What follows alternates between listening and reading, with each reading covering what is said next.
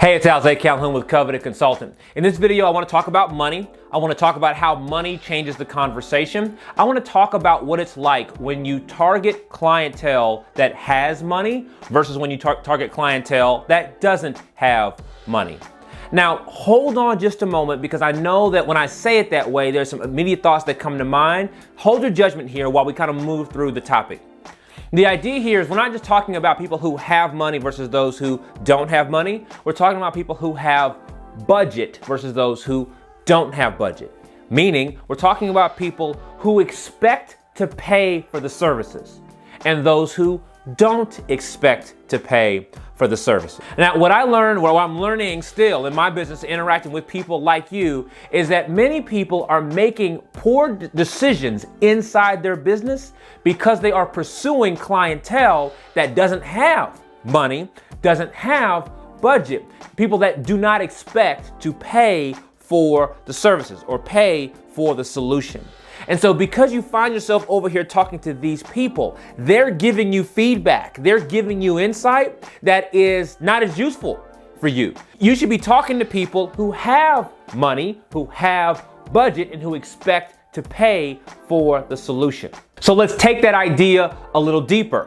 When you're talking with someone who has money, has budget, and expects to pay for the solution, your interactions with them are less about the dollar amount, and they're more about the problem to be solved.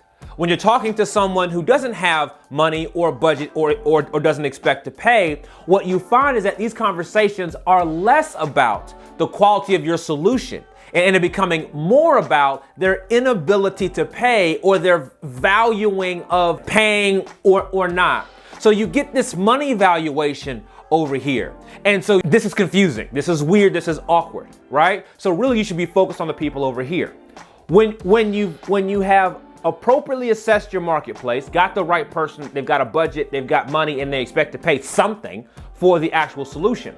What happens now in these conversations, that this conversation is focused on, can you solve my problem? It's no longer about how much does it cost, what are the payment terms, and all those details. They have some level of importance, but the highest level question is, can you solve my problem? Do you understand my problem? Do you have a method to solve the problem? Can you execute that method in my situation? Those become the core questions over here. And these end up becoming lighter conversations, faster conversations, more enjoyable conversations, conversations that are also easier to monetize.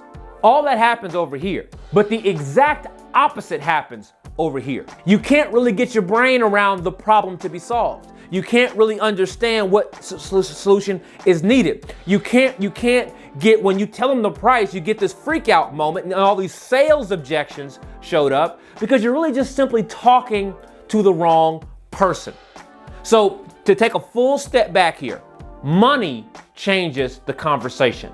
When you're talking to people who have money versus those who don't have money, there's a specifically different conversation available. But whether or not you have conversation A or conversation B is directly up to you and the choices you make inside your business.